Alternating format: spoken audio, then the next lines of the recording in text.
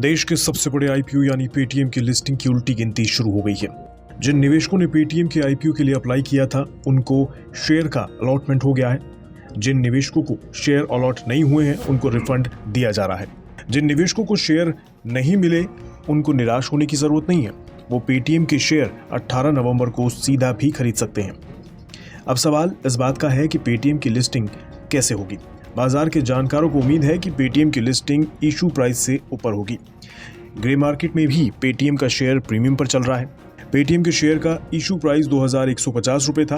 Grey market से जो संकेत मिल रहे हैं उनसे पेटीएम इशू प्राइस से ऊपर लिस्ट हो सकता है। इसके अलावा बोनांजा पोर्टफोलियो का मानना है कि पेटीएम का आईपीओ 30% तक लिस्टिंग गेन कर सकता है। पेटीएम में कितना लिस्टिंग गेन होता है इसका पता 18 नवंबर को ही चलेगा। पेटीएम के आईपीओ को अच्छा रिस्पॉन्स मिला था।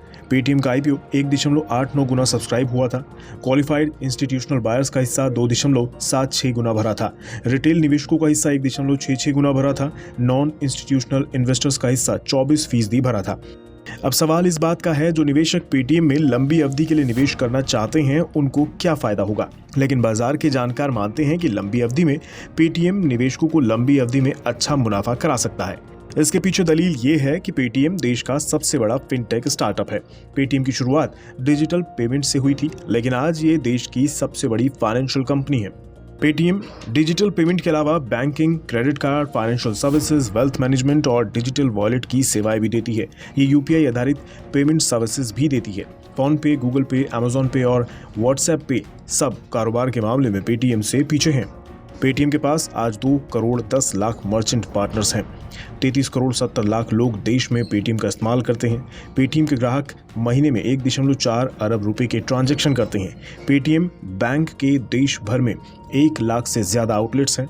पेटीएम की वैल्यूएशन आज 2 लाख करोड़ के पार है। पेटीएम के आगे आज देश की कोई फिनटेक कंपनी नहीं टिक पाती है। इसी वजह से माना जा रहा है कि लंबी अवधि में पेटीएम निवेशकों को मोटी कमाई करा सकती है।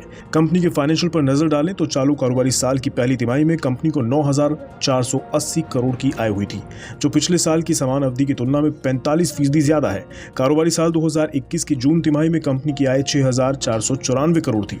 जून तिमाही में कंपनी को 3,819 करोड़ का लॉस हुआ था। जून तिमाही में कंपनी की मार्जिन भी बढ़कर 27.4% हो गई थी, जो कि पिछले साल की समान अवधि में 14.9% थे। कंपनी की 80% आय फाइनेंशियल सर्विसेज से आती है। पेटीएम भले ही घाटे में है, लेकिन कंपनी का कारोबारी मॉडल फ्यूचरिस्टिक है। ऐसे में लंबी अवधि में कंपनी के पास अच्छा करने की पूरी क्षमता है। पेटीएम की पहुंच शहरों के साथ साथ गांवों तक है। कंपनी की पहुंच ही कंपनी को दूसरी फाइनेंशियल कंपनियों से अलग बनाती है। आज किराने वाले से लेकर बड़े बड़े शोरूम्स चलाने वाले कारोबारी पेटीएम का इस्तेमाल कर रहे हैं। यहाँ तक कि गोलगप्पे वाले और पकौड़े वाले भी पेटीएम से पेमेंट ले रहे हैं। देश में डिजिटल पेमेंट का नाम अब पेटीएम हो गया है।